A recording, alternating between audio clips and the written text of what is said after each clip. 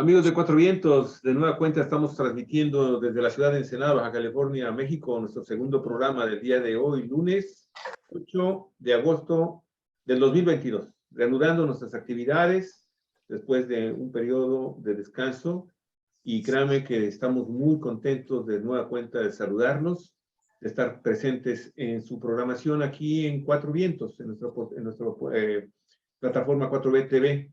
Muchísimas gracias por compartir el programa, también por estar dándonos likes y pues buscando la forma de que este programa llegue cada vez a más personas. Muchísimas gracias de nueva cuenta, muy amables. Y bueno, le queremos recomendar una entrevista que tuvimos hace unos cuantos minutos con Alejandro de la Torre, un especialista en el tema de los flores magón. Y usted sabe que hace unos cuantos días se conmemoró aquí por parte de algunos baja californianos la presunta expulsión de los filibusteros magonistas. De veras, créanme que esta entrevista es muy reveladora, muy interesante, y una invitación de Cuatro Vientos para que también la escuche aquí en nuestra plataforma en Facebook. Muchísimas gracias, Daniel Solorio, un abrazo. Muchísimas gracias, de una cuenta de saludarte. Es un placer, mi estimado maestro en Derecho Constitucional. Armando Duarte, también felicidades por lo que ha acontecido en los últimos días. Armando, usted sabe, sociólogo, doctor en estudios de desarrollo global. Muchas gracias. Ay, Sí, usted no acaba de regresar. regresar. Muchísimas gracias, Armando. Olga Alicia, adelante, por favor. Bueno, es un placer enorme estar con ustedes de nuevo después de unos días de descanso, amigos, amigas de Cuatro Vientos, y con Armando Duarte y el abogado Daniel Solorio, pues es un placer tenerlos cada lunes, y reiniciamos ahora con el tema de las elecciones internas en Morena, donde se eligieron a sus consejeros y que serán los representantes del morenaje, como le dice Daniel Solorio, ante el próximo Congreso Nacional, un congreso que va a ser fundamental para modificar estatutos y definir ideológicamente, avanzar en la definición de Morena. Pero en este proceso que acaba de transcurrir en todo el país, en los 300 distritos del país, pues también hubo conflictos fuertes. Hay muchas denuncias.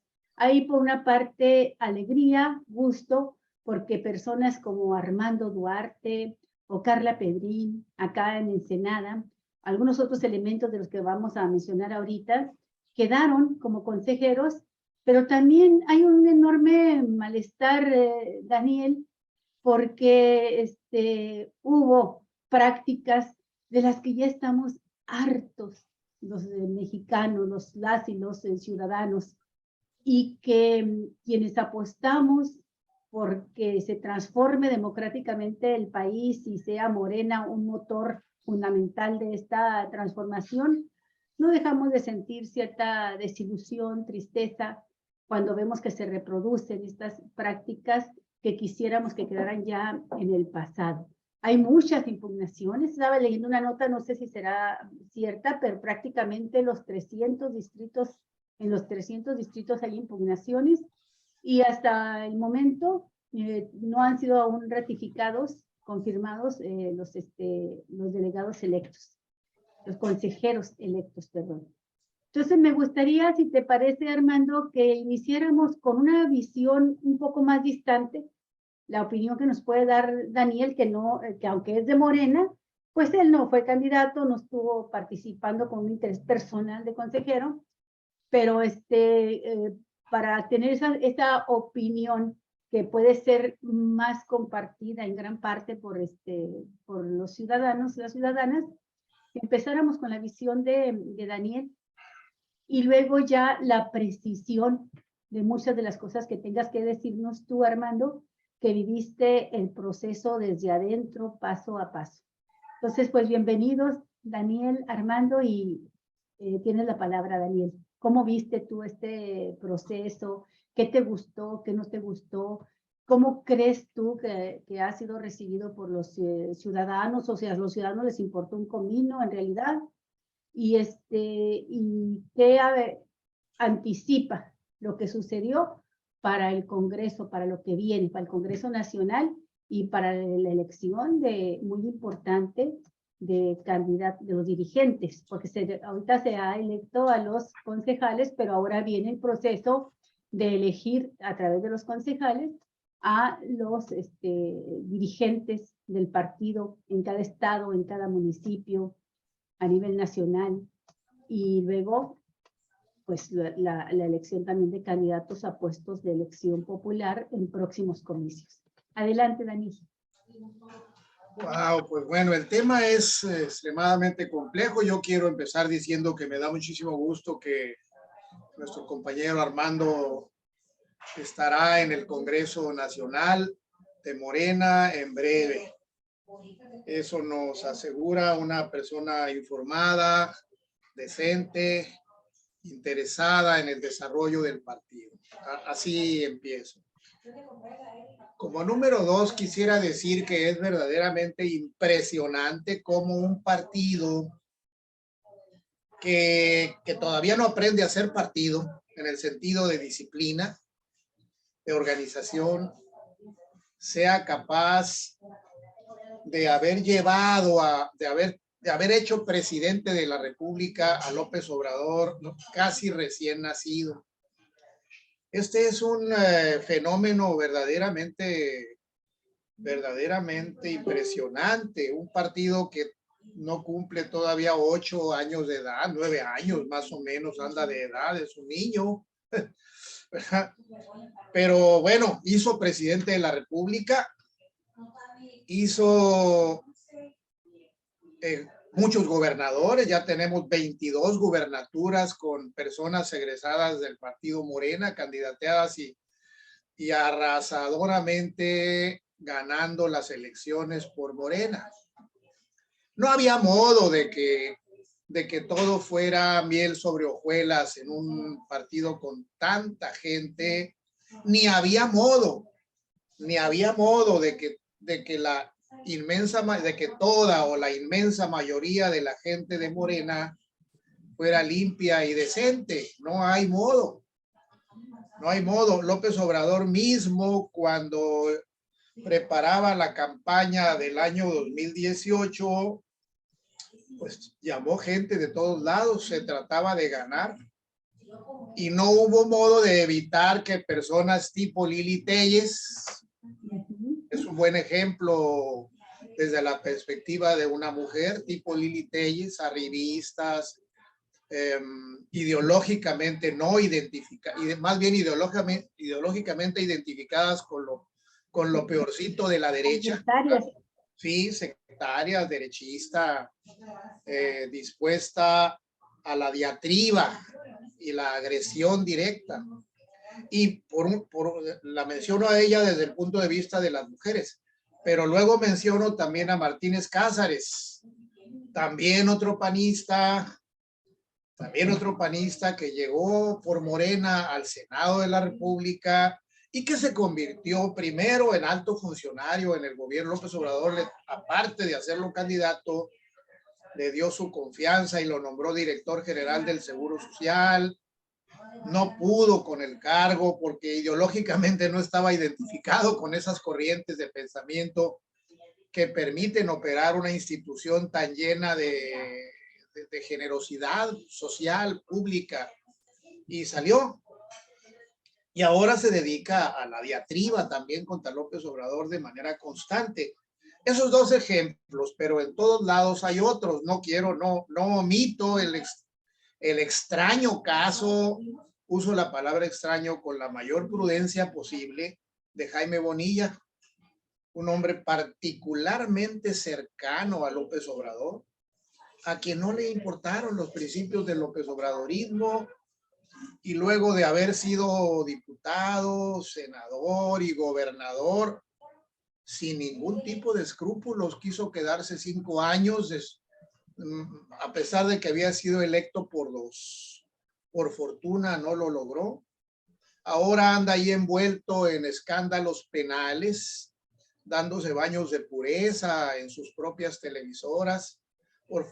También por fortuna hace unos 3 días escuché que ya decidió que sí se va a presentar ante su juez, ante el Ministerio Público, que es lo que debe hacer, a presentarse ante su juez.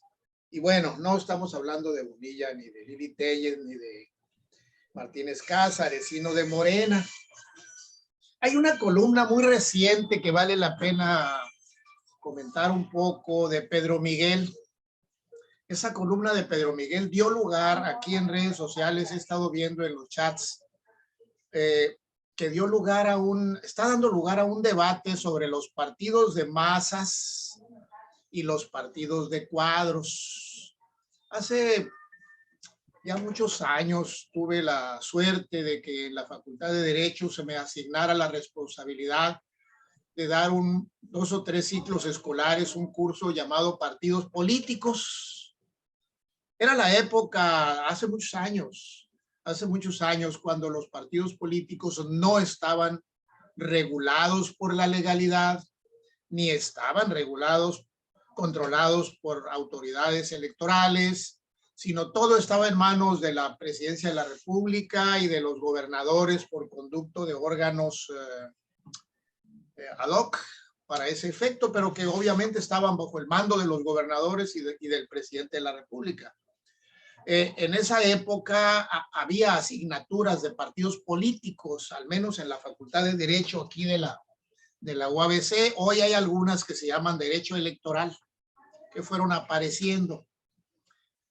Pero en aquella época se estudiaba partidos políticos en un clásico, en un libro clásico, que era Mauricio Duverger, un autor francés que habla de los partidos políticos, más empezando y dedicándose principalmente a la forma en que funcionan los partidos europeos, concretamente los partidos ingleses, los conservadores, los liberales, los partidos de masas. Entonces, Duverger clasifica en 2 grandes grupos los partidos políticos, los de masas y los de cuadros. Partidos de cuadros, partidos de masas. Aquí en años recientes, Baja California se constituyó, como ustedes lo saben, un partido estatal llamado el Partido de Baja California, el PBC, que declaradamente sus fundadores, sus operadores, lo consideraron un partido de cuadros. Yo en algún momento estuve cerca de ese partido, aporté algunas ideas sobre la necesidad de llamar más gente, pero no estaba dentro del imaginario de los directivos un partido con mucha gente, sino poquitos, un partido de cuadros. Es más o menos el modelo de las élites para controlar al gobierno. Pedro Miguel plantea en su columna muy reciente que Morena se está consolidando como un partido de masas. Eso está provocando algunas reacciones. Hay gente que está diciendo no a los partidos de masas, tampoco a los partidos de cuadros. Leí hace un rato un comentario de una persona en los chats de la gente de Morena local que dice que se requiere que Morena se constituya como un partido de principios, no de masas, no de cuadros, sino de principios.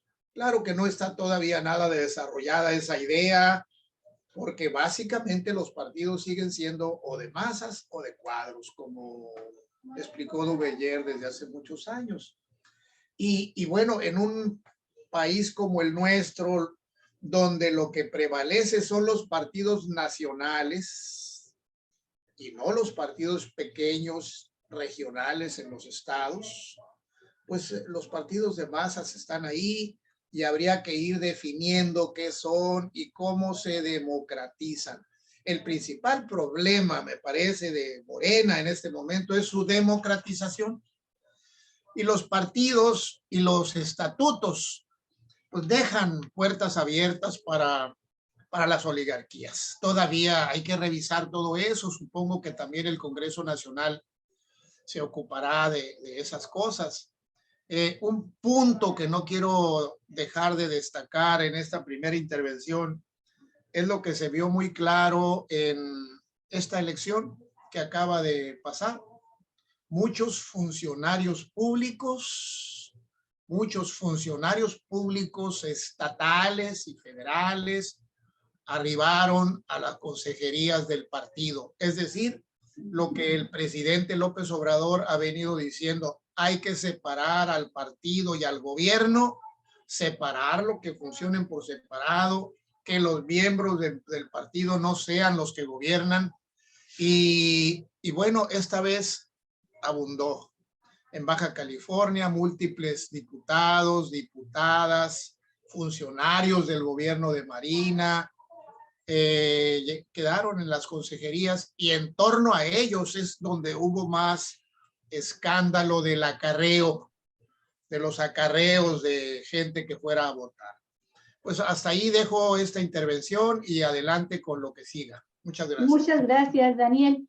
Sí, Armando, me gustaría que tú abordaras también este aspecto de la crítica que nace desde el seno mismo de Morena, en cuanto a las prácticas que debieron haber quedado en el pasado, en el caso de Morena particularmente, y que sin embargo, como lo dice Daniel, pues se reproducen, y no sé hasta qué punto podemos hablar de una situación generalizada.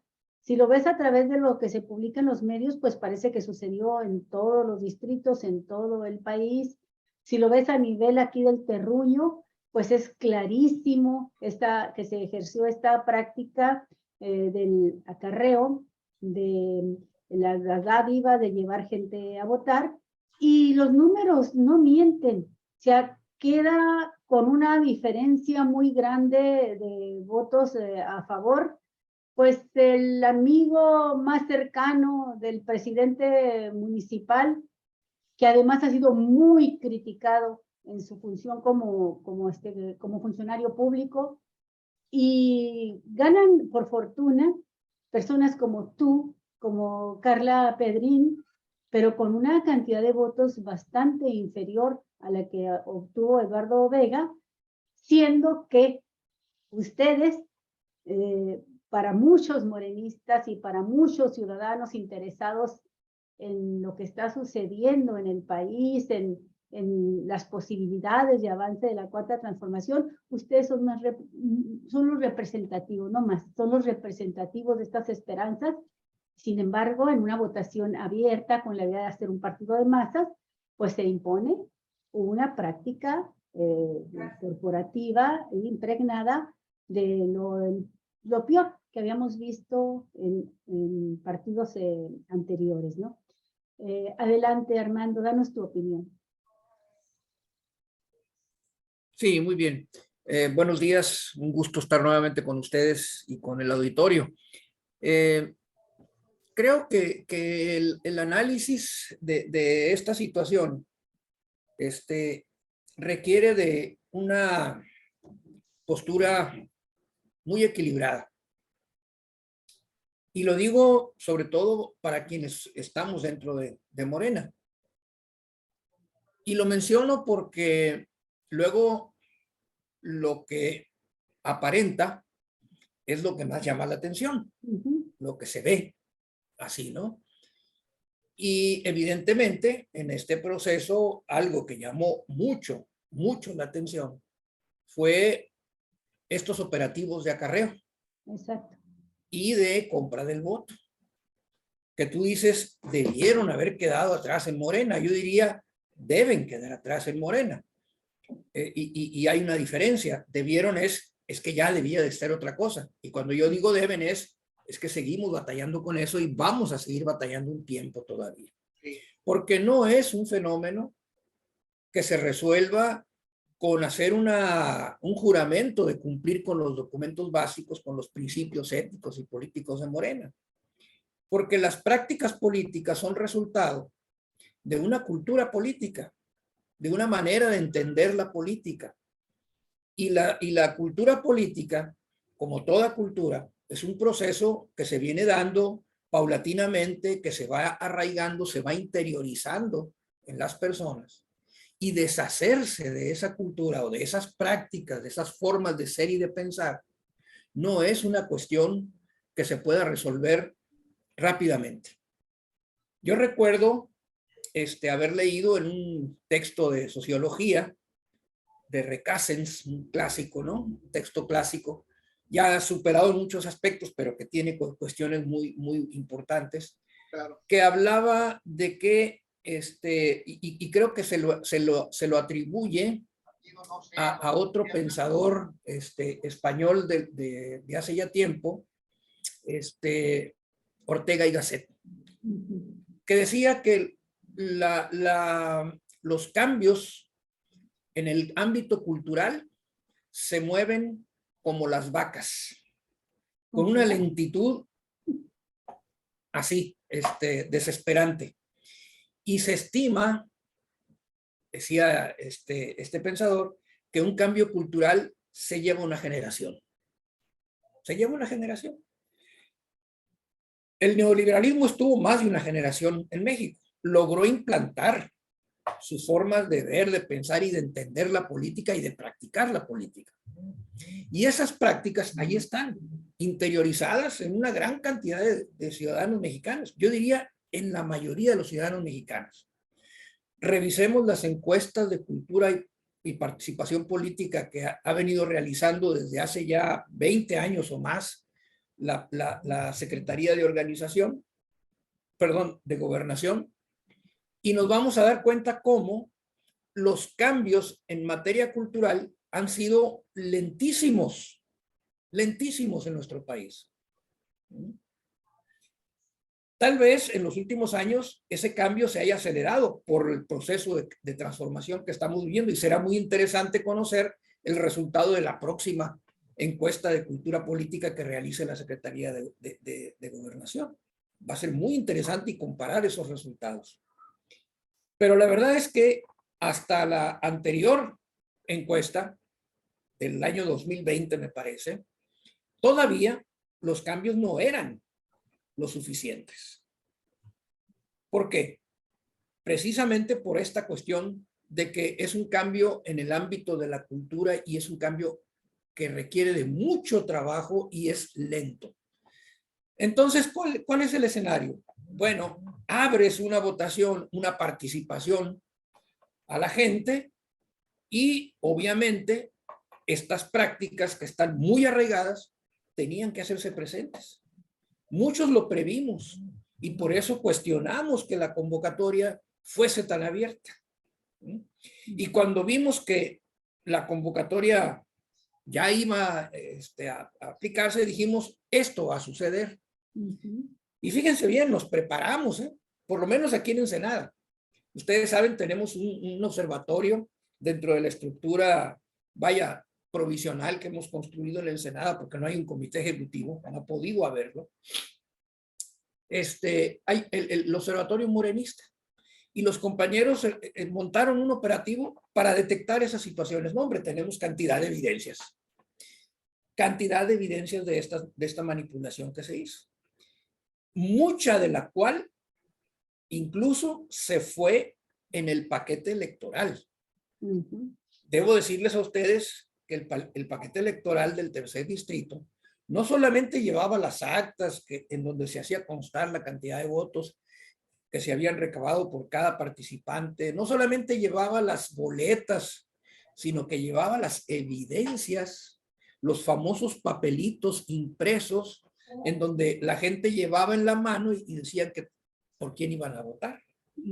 Pero además, varios compañeros, entre ellos compañeros del propio observatorio, presentaron su queja ante la Comisión de Elecciones y ante la Comisión Nacional de Honestidad y Justicia, señalando ese tipo de prácticas que se llevaron a cabo. O sea, nadie puede decir que no las hubo, sí las hubo. Pero cuando yo hablaba de que había que ir más allá de las apariencias, y digamos que esa es la clave, ¿no?, del pensamiento dialéctico, ir más allá de la apariencia para poder ver la objetividad. Lo que pasa es que por ver los camiones de acarreados, por ver a la gente que llevaba el papelito, no vieron a los cientos o miles de militantes que fueron conscientemente, por convicción, y que se fletaron 4 o 5 horas haciendo fila, enojados por el operativo de acarreo, pero diciendo, aquí tenemos que hacerlo porque si no, dejamos que estos se apoderen del partido.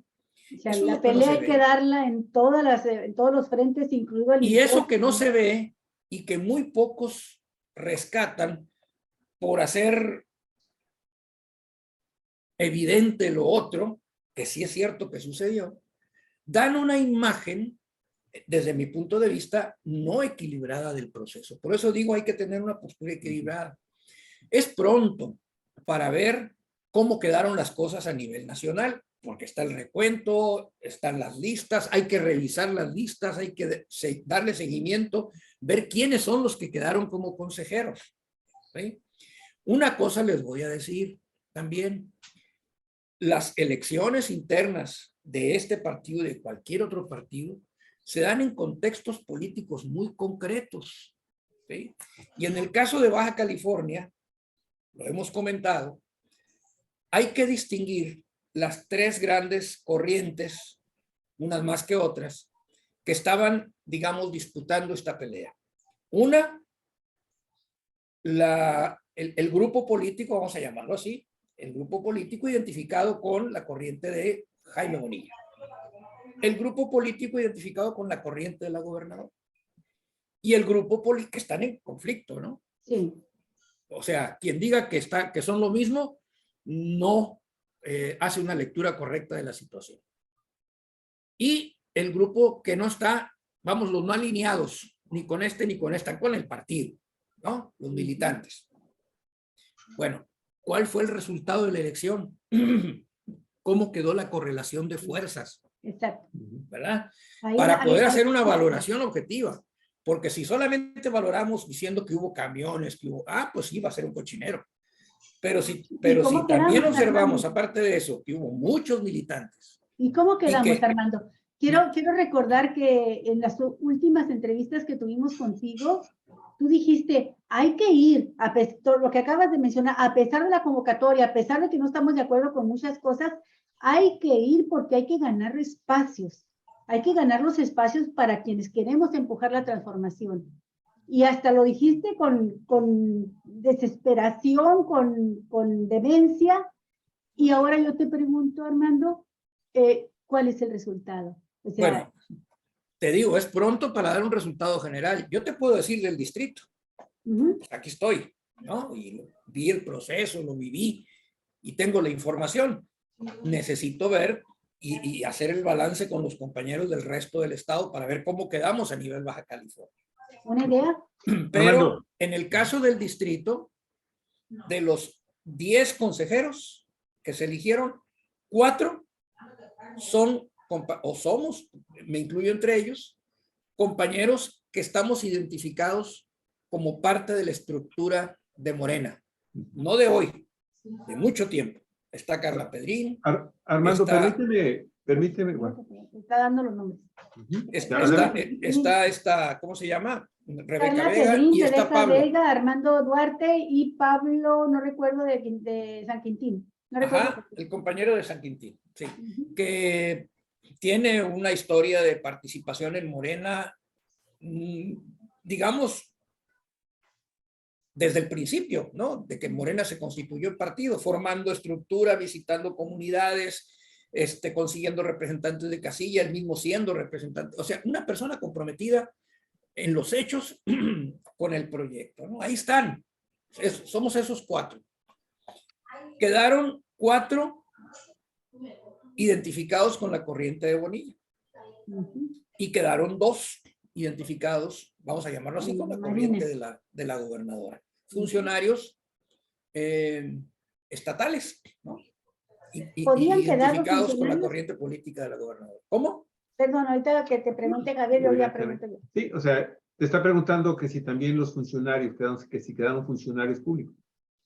Sí, obviamente, pues Eduardo Vega, Por Sí. ejemplo. Pues, que es secretario o creo que director o secretario de Bienestar Social. la No sé. misma Carla Pedrín, o sea, también es Carla funcionaria. Pedrín también es la directora y Rebeca Vega, que es subsecretaria también. Pero el hecho de que lo sean no anula su militancia y su trayectoria dentro del partido. Por eso cuando yo digo son identificados con el partido, a eso me refiero. ¿Verdad? En este caso, en estos casos, el ser funcionario es secundario. Porque antes de serlo, eran militantes del partido. Vaya, es como decir que López Obrador, por ser presidente de la República, pues ya no es de Morena. Pues claro que lo es, y él mismo lo dice, ¿verdad? O sea, el ser funcionario no invalida que sean representativos de Morena y de los intereses del partido. Daniel, adelante, por favor, si fueras tan amable. Bueno, yo en ese punto tengo un comentario. Hay un principio fundamental que es separar al partido y al gobierno. Eso lo ha pregonado el presidente López Obrador. Y a mí personalmente me parece que es uno de los principios muy importantes. Pero tiene razón Armando, no lo prohíben los estatutos. Legalmente hablando, no tienen los funcionarios impedimento. Inclusive, pues ya vimos que el secretario de Gobernación resultó electo consejero también. Digamos que para mi gusto, hay un divorcio entre la legalidad partidaria, el estatuto no lo prohíbe efectivamente, pero propicia, al no prohibirlo, al propiciarlo, propicia el ir en contra del principio fundamental de no constituir un partido de Estado. Ese es uno de los compromisos que yo espero que se discuta en el Congreso Nacional que viene, si es que esa es la temática del debate. Eso es muy relevante para consolidar un sistema democrático del tipo del sistema democrático que en México, al menos en este tiempo, hace falta, porque venimos de un partido de Estado. Por décadas tuvimos un partido de Estado, el PRI, luego tuvimos al PAN, partido de Estado también, y bueno, esa parte a mí me parece relevante. Por lo pronto, así están los estatutos, ni hablar, tiene razón Armando, no tiene impedimento. Yo pienso que debería tener impedimento, no sé qué se vaya a decidir en breve en reformas a estatutos. Yo tengo una duda muy grande al respecto. No sé si podían ser electos consejeros y no podrán ser electos dirigentes, miembros del comité ejecutivo municipal, estatal, nacional.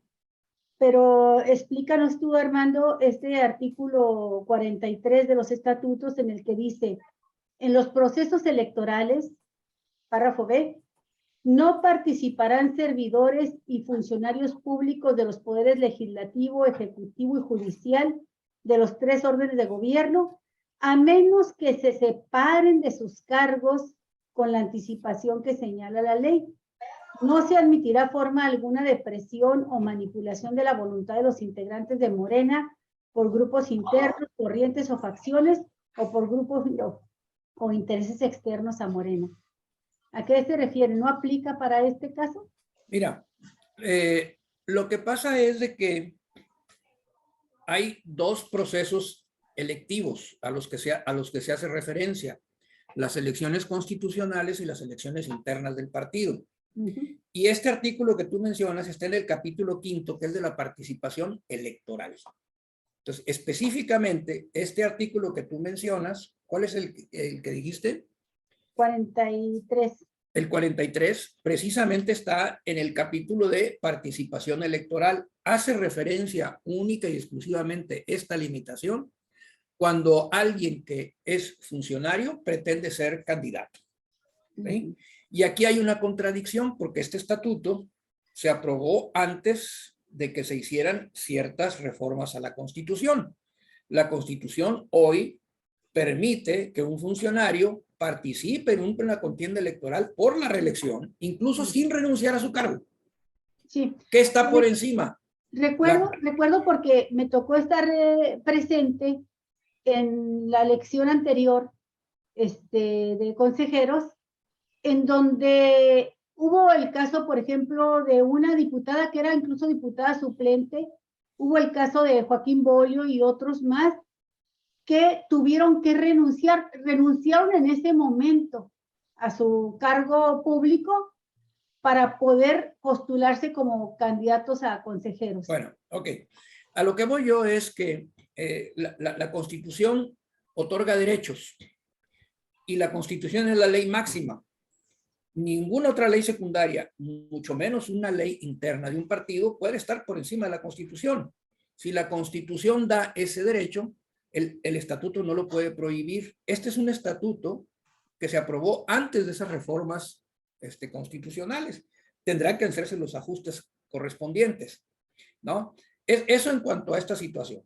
Ahora, hay una diferencia entre lo que es un consejo, en tanto que estructura del partido, y un órgano de dirección ejecutiva, que fue una de las precisiones que se hicieron posteriormente a los estatutos en un congreso posterior.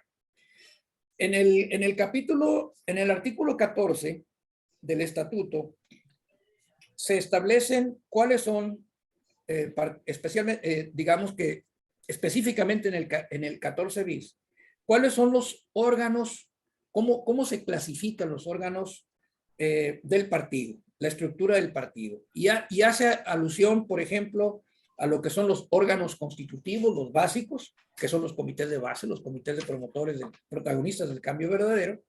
Luego hay órganos de conducción, entre los cuales está el Consejo Estatal. Y luego hay órganos de dirección, donde están todos los comités ejecutivos, y están los congresos, órganos de dirección, y luego están los órganos ejecutivos, de ejecución, que también se le llaman ahora órganos de dirección ejecutiva, donde están los comités ejecutivos. Lo que prohíbe el estatuto es que un funcionario pueda estar en estos órganos de dirección ejecutiva. Un secretario de Estado, un diputado o lo que ustedes quieran, no puede tener una cartera en un comité ejecutivo del partido. Puede ser consejero, porque la naturaleza del consejo es aconsejar, ¿no? Reunir, es un órgano colegiado que se reúne, discute los asuntos fundamentales del partido cuando no está reunido el Congreso Nacional y toma acuerdos, traza líneas generales que luego pasan a los comités ejecutivos para que estos vean su aplicación concreta, es decir, que lleven a cabo la dirección del partido, que aterricen esos acuerdos en actividades específicas. Son los que manejan el presupuesto, son los que llevan adelante los programas, incluso hasta elaboran programas que luego el consejo puede avalar o no, ¿sí? Y que se realizan y se ejecutan en el partido. Ahí está la separación entre el Estado y el partido, porque un funcionario no puede tomar decisiones ejecutivas en el partido, es decir, prácticas.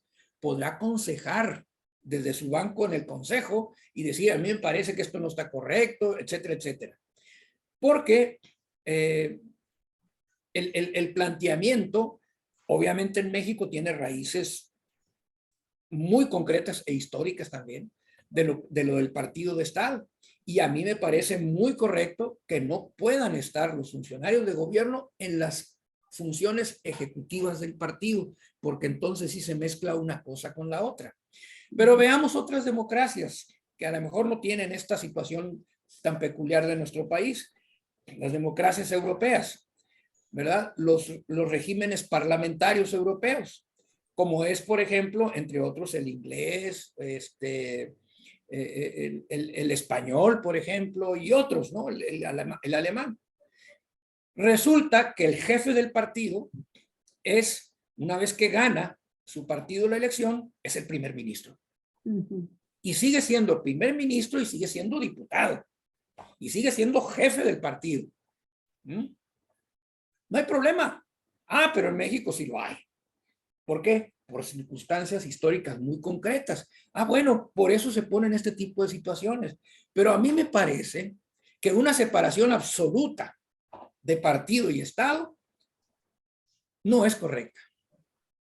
Yo diría que en vez de una sana distancia entre el partido y el Estado, como lo dijo por ahí alguien, debe de practicarse una sana cercanía.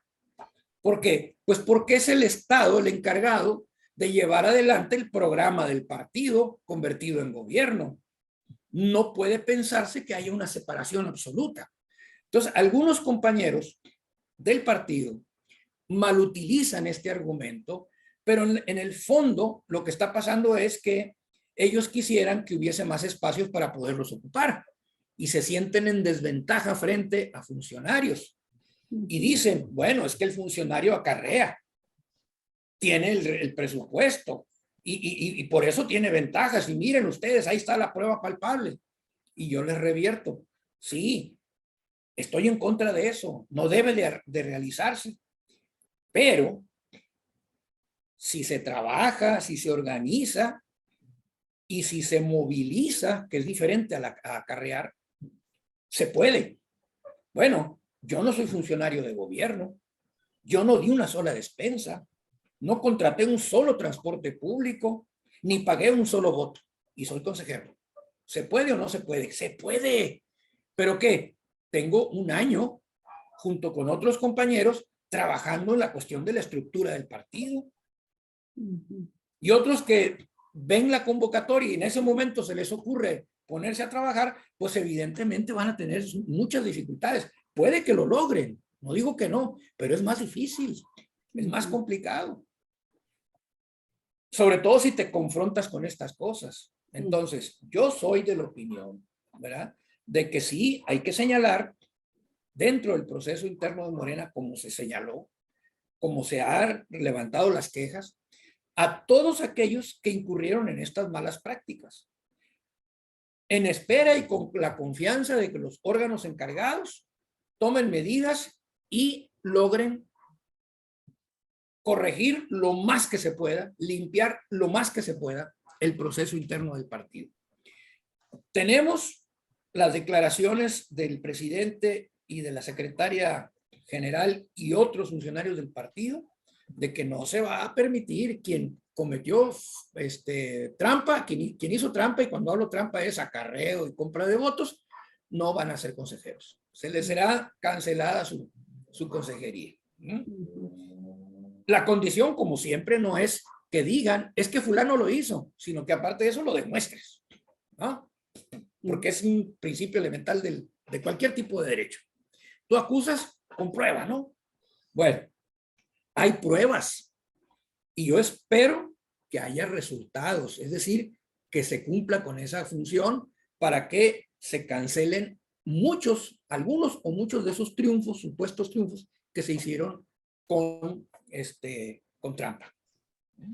Nadie, yo digo ahorita, puedo señalarlo, me puedo equivocar o no, tiene asegurado, por el hecho de haber logrado la votación necesaria, su posición en el Consejo. Se está revisando y se aplazó una semana la entrega de los resultados y se aplazó por la cantidad de quejas y que tienen que revisar, ¿no? Se había dicho que entre miércoles y jueves se iban a dar los resultados ya definitivos y salió un comunicado, nos vamos hasta el otro jueves. O sea, una semana. ¿Por qué? Porque hay ¿Será suficiente para resolver todas las denuncias? No lo sé si será suficiente o no. Miles de denuncias. No sé si será suficiente o no, pero bueno, ahí está, ¿no? Deben tomarse las medidas, el comité ejecutivo tiene que dotar los recursos y condiciones necesarias para que eso se haga. En una exposición que hizo Citlali Hernández antes del proceso, cuando estaba la calificación de los aspirantes, ella habló de que el comité ejecutivo trabajó toda una semana en horarios extendidos con auxiliares para revisar todas y cada una de las solicitudes que se hicieron para ser consejero. Y a varios se dio de baja, ¿eh? A varios se dio de baja. Entre ellos gente de Baja California, que habían incurrido en violaciones a las bases de la convocatoria, como por ejemplo haber publicado en redes sociales, ¿verdad?, llamamientos específicos a que votaran por ellos. Estaba prohibido, que es una cuestión que habría que regular también. ¿Cómo pretende ser consejero y además no puede decir, oye, yo soy consejero, apóyame? ¿No? No se podía. Bueno, algunos lo hicieron y cuando se comprobó que lo hicieron, los dieron de baja. Una de ellos, una diputada federal de Tijuana, creo que del Distrito Quinto, ¿no? Se fue para abajo su candidatura. Bueno, y eran 50,000 aspirantes. Esta ocasión son 3,000 consejeros. Sí. Es el menos del 10%.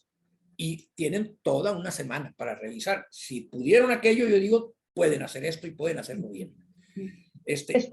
Mencionabas sí. hace un momento que sí hubo denuncias en Ensenada Sí, también, que sí. se presentaron, y bueno, pues esperas que se resuelva en consecuencia. Ojalá que así sea, pero platícanos las denuncias, las causas, cómo fueron, contra qué o contra quién. Se presentaron quejas en relación con actos que se consideraban indebidos en el proceso, acarreo y compra del voto. Y las evidencias que se presentaron fueron videos que incluso algunos de ellos se publicaron en algunos medios de comunicación, en donde resultaba hasta cierto punto evidente esta situación, ¿no? Pero también evidencia física, porque miren, la gente que fue, digamos, acarreada y a la que se le condicionó su voto, porque esa es la palabra, la expresión que utilizaron, ¿no? Es que si no venimos a votar nos retiran tal o cual beneficio, ¿no? O porque nos dijeron que si no votábamos por fulano nos iban a quitar la despensa o el beneficio que estamos recibiendo. Entonces, esa gente llegaba. Fíjense bien cómo es la gente en el fondo, ¿no? Porque el que es malicioso se prepara y dice, no, pues tengo que dar la apariencia. Llegaban abiertamente con la boleta de votación, perdón, con su el nombre, constancia de afiliación, por el que iban a votar. Y aparte con la tirita, ¿no? Que el problema no es que haya sido una tira con el nombre escrito a mano, ¿no? A lo mejor, no, eran impresos, o sea, ahí hubo una preparación, una organización, toda una asociación delictiva. Hubo, diría Daniel, alevosía y ventaja. Una asociación delictuosa para cometer fraude, ¿no? O sea, alguien se preocupó por hacer miles de esas cosas. Bueno, pues de esas, no miles, pero sí cientos van en el paquete del tercer distrito, que se lograron recuperar ahí por la gente que estaba en las casillas, porque los que estaban en las casillas... Seguramente papelitos que eran el nombre de Eduardo Vega, por ejemplo. Muchos de esos, muchísimos de esos, el que más, para ser concretos. Sí. Claro, él dijo por ahí en una entrevista que eso no era reflejo de nada, ¿no? Bueno, es su opinión y se respeta, pero veremos qué resuelve la Comisión de Elecciones sobre esta situación. A mí me parece que hubo una operación, ¿no? Bueno. Y si lo sumas a todo lo demás, ¿no? Las fotografías de los camiones que llegaban y todo, y la entrevista que le hacían a la gente, pues queda claro que sí hubo esta manipulación. Claro que sí. Entonces las impugnaciones, por lo menos las de este distrito, que son por las que puedo hablar, que me consta que las vi, las conozco, no impugnan el proceso, que es otra cuestión. Impugnan las trampas. Que Hackman estaba pidiendo la anulación de todo el proceso. Ackerman, sí. Ackerman, perdón. Sí.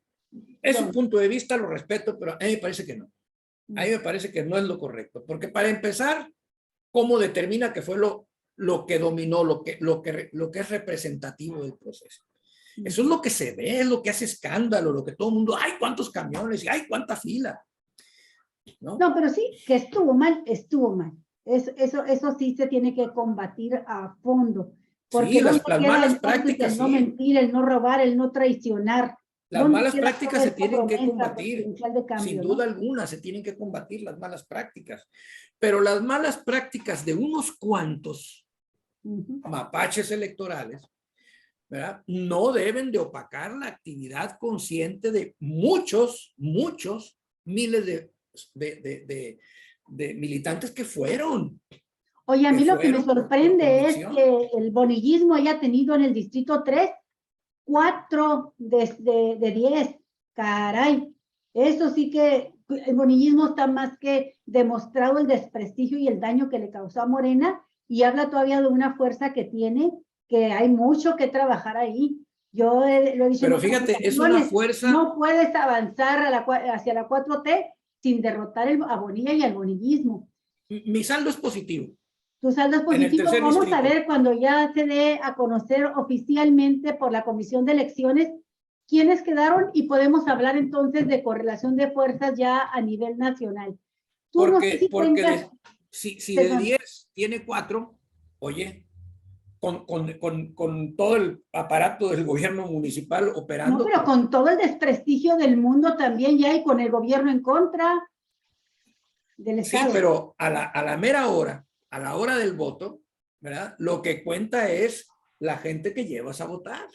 Sí, Y ellos con los recursos públicos que pronto, ¿no? utilizaron. Armando que yo Ayala y presumo, queriendo poner indígenas disfrazados para tener todas las mañosadas sí, que ha hecho. exacto.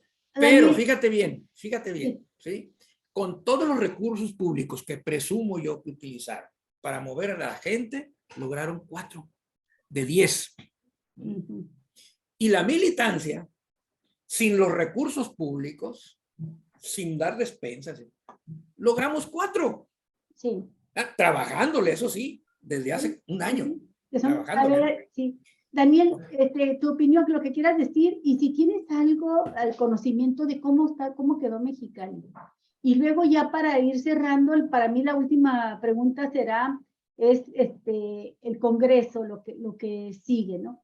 ¿Qué se va a llevar a este Congreso que está por realizarse a nivel nacional? Adelante, Daniel.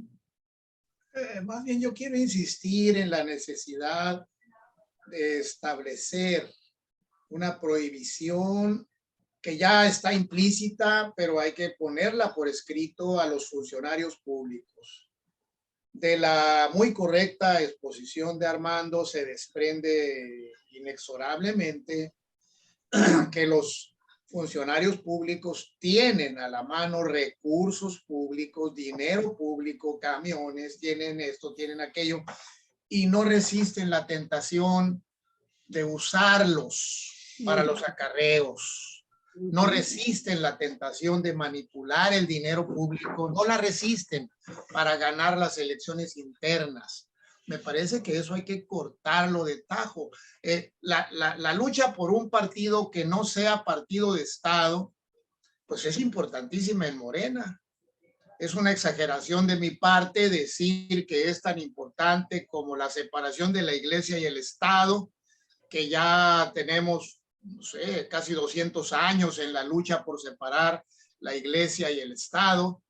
Y así, en Morena, me parece que es la época, el planteamiento que hace Armando es correcto en términos amplios, pero en la coyuntura en que vive este país, en que estamos saliendo de un régimen de partidos, ya no partidos de Estado, pues hay que romper esa tradición en Morena y dejar una época en que los funcionarios públicos hagan la tarea del funcionario público y el morenaje, el resto del morenaje, haga lo que tenga que hacer con el partido. Eso para mí es muy importante, lo seguiré defendiendo en lo que pueda, porque es una cultura muy Permíteme una pregunta, Daniel. Permíteme, por favor, una pregunta que te la hago a ti como abogado. Hace un momento decía Armando, bueno, sí, en los estatutos, pero esto fue antes de que se hiciera una reforma constitucional, en los estatutos de Morena se prohíbe la participación de los funcionarios, ¿verdad?, en las elecciones internas. Pero dice, no puede estar estas leyes y menos los estatutos de un partido por encima de la Constitución. Pero yo recuerdo perfectamente que mucho antes de que se convirtiera en ley constitucional la paridad de género, el PRD de aquel tiempo, el PRD de la izquierda, tenía la cuota de género. No estaba todavía en la Constitución y sin embargo por estatutos lo aplicaba, ¿sí? Y incluso por estatutos estaba, como eran los estatutos entregados ante el Instituto Electoral, estaba obligado a aplicarlo por sus estatutos, la cuota de género, y todavía no formaba parte de un precepto constitucional. Y me pregunto yo si no se puede hacer realmente una cosa así en Morena. Yo recuerdo, por ejemplo, un caso todavía más antiguo, que era el del Partido Comunista Mexicano, donde por acuerdo de Congreso y del Comité Ejecutivo Nacional, los diputados no cobraban sus dietas. Las primeras y segunda legislatura entregaron carta poder al jefe o secretario de Finanzas del Comité Ejecutivo Nacional, y era el que cobraba las dietas de todos, porque ese era dinero para el partido, y de ahí apartaban la cantidad del sueldo que el partido le fijaba al diputado, que era más o menos similar al sueldo que le daban a lo que se llamaba en aquel tiempo un profesional, una persona que se dedicaba de tiempo completo al trabajo partidista. Entonces, y lo aplicaron, y de acuerdo con la ley, pues a lo mejor estaba prohibido por todas las constituciones, ¿no? Pero se aplicaba porque era el acuerdo de partido. ¿Tú no crees de veras que Morena puede, sin que resulte violatorio de la Constitución, si tú entras a un partido y firmas unos estatutos, decir, si ocupo un cargo público, no voy a ocupar un cargo de dirección? No renuncias al partido, pues claro, López Obrador no ha renunciado, pero no forma parte ni del Consejo ni de la dirección estatal del partido. Entonces yo concuerdo contigo, Daniel, en que si eres funcionario público, no debes ser dirigente del partido, porque además tienes que tomar medidas extremas de esta naturaleza, precisamente para poder avanzar en un proceso democrático de los partidos, para que no caigas en esa tentación de que eres funcionario y puedes utilizar todo el poder para el acarreo y la compra de votos. Adelante, Daniel. El estado actual del estatuto que bien explicaba Armando, la parte jurídica, yo concuerdo plenamente que así están las cosas en el estatuto del partido, eso es correcto, jurídicamente hablando, pero no es correcto en términos políticos. Yo no lo considero acertado y me parece que tiene que ser reformado. El hecho de que la Constitución autorice ahora la reelección de funcionarios no obliga para nada, no aplica para considerar que no se pueda prohibir que un funcionario público sea funcionario de partido. Tampoco estoy tan de acuerdo con el planteamiento que hace Armando de que un consejero no es un funcionario del partido. Sí lo es. Claro, no es un funcionario ejecutivo, pero es un funcionario, es un miembro de un cuerpo deliberante que emite decisiones que tienen que cumplir los demás. Es el órgano máximo entre Congreso y Congreso. Sí, así es. Yo insisto mucho en la necesidad de separar partido y gobierno, porque venimos de un proceso histórico en el que hay que distinguir, este es el partido y este es el gobierno. Tan importante como en el mundo policíaco se dice, hay que separar y distinguir claramente entre quién es un delincuente y quién es un policía, ¿verdad? Esa confusión entre policías y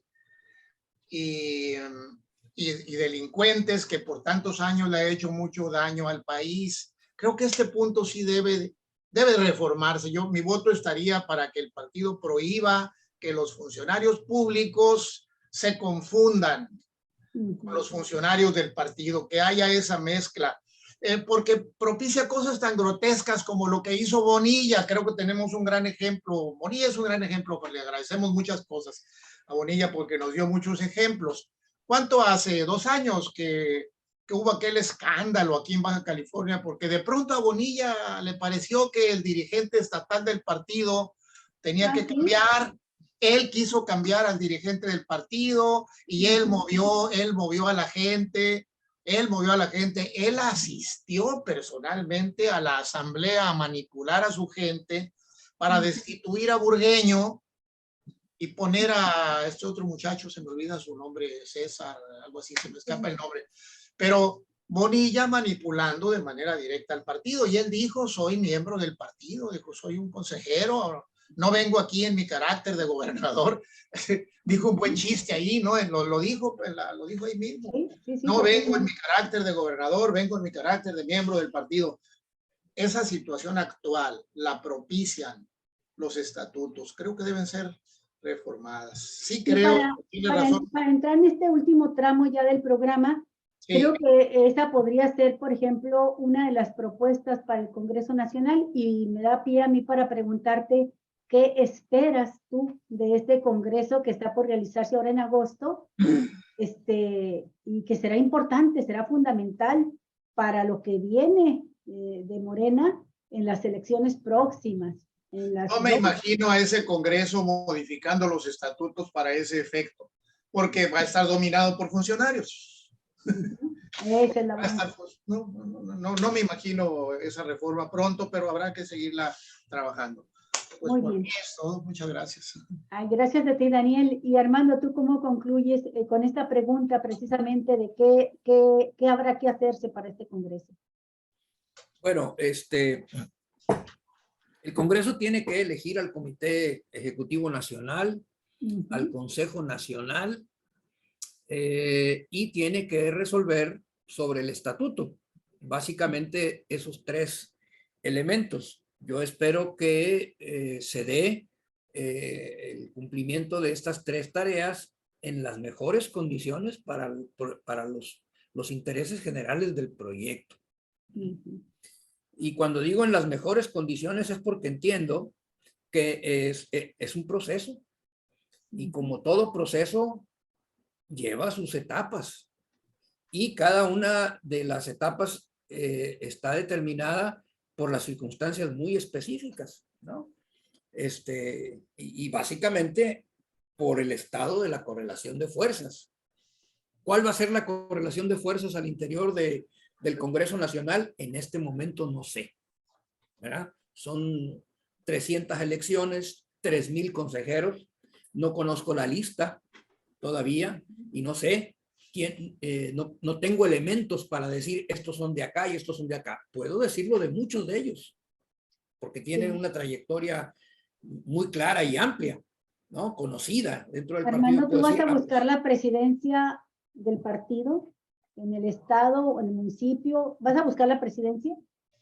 A nivel estatal, sí, pues no es una, digamos, decisión personal, ¿sí? Hay que ver cómo queda integrado realmente el Consejo una vez que la lista definitiva salga y estudiar las posibilidades. ¿Te gustaría? Sí, por supuesto. Yo en este momento no me pronuncio ya en favor de Armando para no hacerle daño.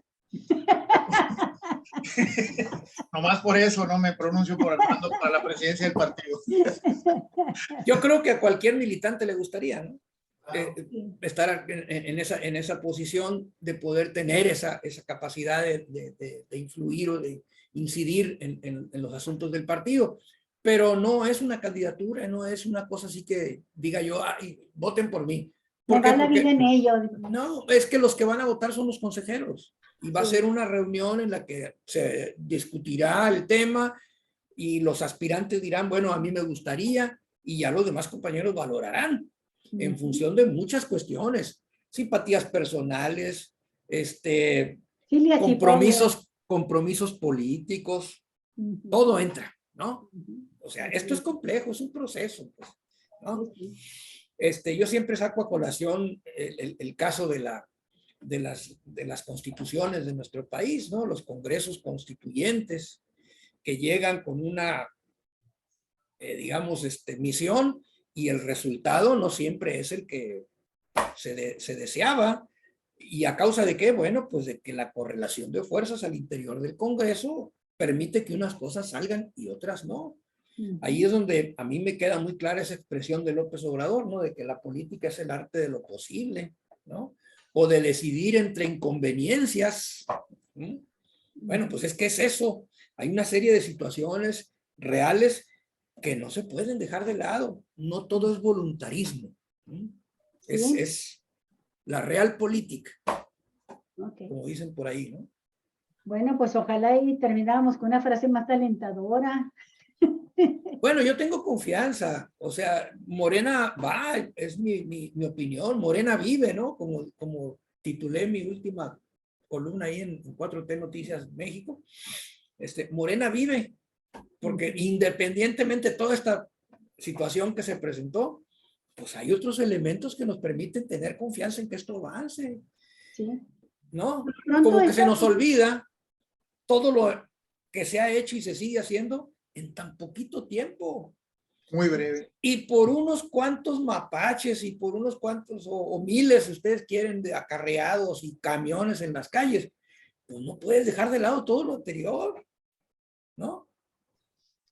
Sí, hace poco escuché una entrevista a El Fisgón, donde me llamó muchísimo la atención este concepto que ahora trajo a colación Daniel sobre el partido de masas. Y el Fisgón, no sé si será muy optimista, ingenuo no es, pero él hablaba de que es mucho más difícil manipular políticamente en un partido, comprar el voto en un partido de masas que en un partido más pequeño, que luego lo dan por llamarle de cuadros, y que esta apertura que se dio para la votación masiva y la afiliación por ende, puede complicarle las cosas a los mapaches. Yo no estoy muy segura, pero también desearía tener ese optimismo y que tuvieran razón tanto Pedro Miguel como Rafael Barajas, el Fisgón, en que este partido amplio de masas pudiera acotar el mapachismo. Vamos a ver. Y está pues entonces abierto el tema, Daniel, Armando, a los resultados de la comisión electoral y a las propuestas primeras que salgan para el Congreso Nacional. Daniel. Nada, un comentario de medio minuto. Ahora vamos a saber dentro de poco si Morena sobrevive o no a la ausencia de López Obrador. Además. López Obrador se ha comprometido, para bien o para mal, de que entregando el gobierno desaparece de la vida pública, hasta de la vida privada, dice. Y entonces Morena se va a quedar solito. No sabemos qué va a pasar. Estos debates, estas pláticas, estas conversaciones, todo lo que se está diciendo en el plano nacional, invita a defender a Morena. Como bien dice Armando, Morena vive, tiene que vivir. De lo contrario, quedamos otra vez en manos de los prianistas. Sí, caray, que no se han ido. Sí, que están colonizando. Aunque, sí, ya lo, pues exactamente, ya nos lo colonizaron. Acabo de comprar el libro de Benedicto Ruiz Vargas que se llama Cambio sin Cambio. No lo he leído, pero lo acabo de comprar. Vamos a ver. Ya luego nos lo comentas, Daniel. Sí, claro. Bueno, pues muchas gracias. Un fuerte abrazo a ambos. Armando, muchas gracias. Terminamos, sabemos que tienes un compromiso ahorita dentro de unos minutitos. Y bueno, pues ha sido un placer verlos de nuevo después de un breve intervalo de descanso que tuvimos aquí Javier y su servidora en Cuatro Vientos. Y llegamos con ganas de darle cada vez mayor impulso a este proyecto periodístico que se consolida también. Gracias. Hasta pronto, amigos, amigas de... Nos vemos el próximo lunes. Nos vemos el próximo lunes. Quiero comentar nada más que nos unimos Cuatro Vientos, Javier Cruz o Alicia, nos unimos a la pena que está entristeciendo hoy al feminismo nacional. Falleció la antropóloga y luchadora social Mercedes Olivera Bustamante, una de las primeras feministas chiapanecas, una institución ejemplar, 87 años de edad, falleció ayer. Participó en una enorme cantidad de movimientos sociales en la década de los 1970 y no solo sobresalió en el equipo de investigación, sino que también por su activismo y su trabajo con mujeres indígenas en migración, derechos humanos, derechos laborales y sexualidad, que la llevó a fundar distintas agrupaciones y colectivos. Y obviamente, pues, para muchos, ya posiblemente el hecho de haber abrazado el zapatismo en las últimas etapas de su vida, pues podían descalificarla. Sin embargo, es una mujer ejemplar, fue una mujer ejemplar. Leímos muchísimos artículos de ella, vimos muchísimas notas sobre su activismo, y de veras que en lo particular a mí me da muchísima pena la muerte de esta intensa mujer, Mercedes Olivera. Sí, sí, nos ayudó a entender el feminismo de ayer y el feminismo de hoy. Pues nuestro pésame a su familia y celebramos su vida por todas las aportaciones que dio al país. Un abrazo a la familia de Mercedes y pues a ustedes, amigos, amigas de Cuatro Vientos. Gracias por estar de nuevo con nosotros. Compartan este programa y síganos. Mañana estaremos de nuevo y de aquí en adelante hasta que nos merezcamos otro pequeño descanso. Cuídense mucho. Pásala bien. Pronto. Hasta luego.